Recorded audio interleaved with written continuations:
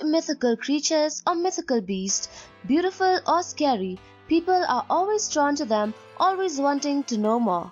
New questions come up every day of the hows and when and where. Children as well as adults are always interested in knowing more, and for centuries they have captured our minds, spreading across the world through books, film, television and many other media sources. In this video, I will be naming and describing some of these creatures and will be telling you which movie or book you may find them in. We have already made videos on mythical giants as well as mythical dragons, so do not forget to go check them out and hit like and subscribe. Starting with the most common creature with fangs, we have the vampires. With the missing mirror reflection, pale skin and red eyes, these are the immortal creatures of the night that feeds on the blood of the living. You can find Draculas in Bram Stoker's Dracula, or for some modern fantasy, you can always watch the Twilight Saga. The Oni. Oni originated from Japanese myths.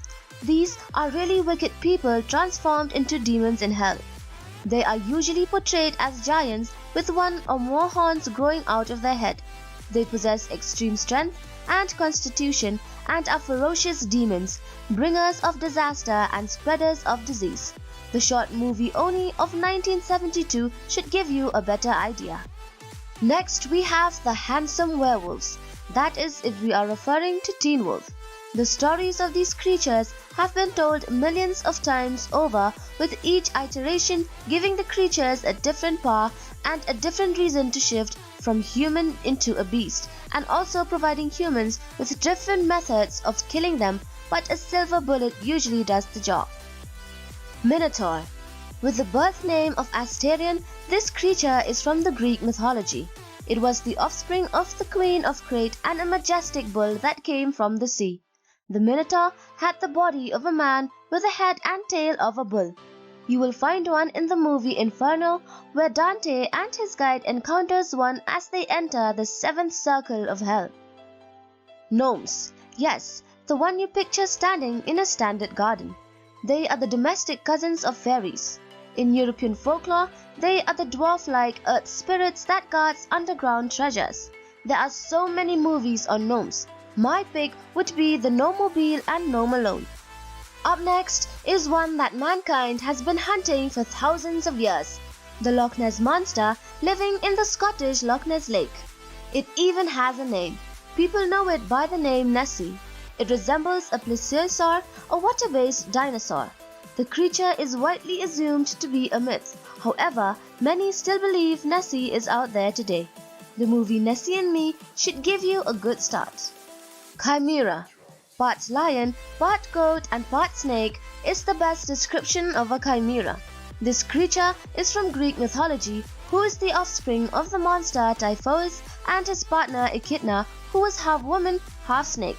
However, in today's world, chimera is used to describe any hybrid creature. The movie Pegasus vs. Chimera gives justice to the word. Believed to have been created from clay or mud and then brought to life are the golems of the Jewish folklore. According to legend, golems are uniquely obedient and will follow exact and literal orders of their creator. The golem, how it came into the world of 1920, is a good watch. We also have the one-eyed Cyclops. The Cyclops lived in isolation and tended sheep or goats. When Odysseus is trapped in the cave home of Polyphemus the Cyclops, he tells the giant that his name is Nobody and blinds him with a sharpened spike. When Polyphemus calls for help, he screams that he has been hurt by nobody, which confuses the other Cyclops long enough for Odysseus to escape. Homer's Odysseus would be the best to learn from. Another one from Greek mythology are the centaurs. They have the body of a horse with a head and chest of a human.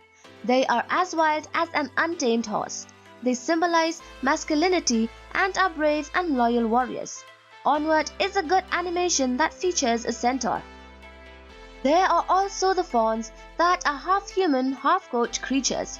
They appear in Roman mythology and are also associated with satyrs of Greek. In Greek culture, fauns are associated with Pan, the god of shepherds. mountain wilds, meadowlands, wooded groves, fertility, and rustic music. These goatmen were also known to have offered guidance to travelers in need. A movie that first comes to mind is the fantasy movie Pan's Labyrinth. Basilisk. Some reports say the basilisk originated in Italian lore, while others say it was born from Greek mythology. A cross between a rooster and a serpent, it is also known as the king of serpents. Some say that basilisk could be killed by subjecting them to the odor of weasels, griffin's tears, or seeing its own reflection. Harry Potter and the Chamber of Secrets features this powerful creature. The pretty unicorns are up next, the ones that fart rainbows and the central figure of most books for children. This goat or horse creature with a single horn on its head have fascinated people from ancient mythology all the way to modern age. There are lots of animations featuring these beautiful creatures like How to Catch a Unicorn or The Last Unicorn.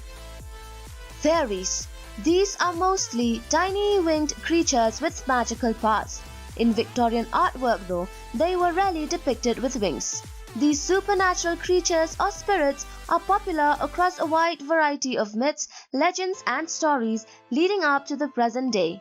Some may be malicious, but most fairies are protectors of nature.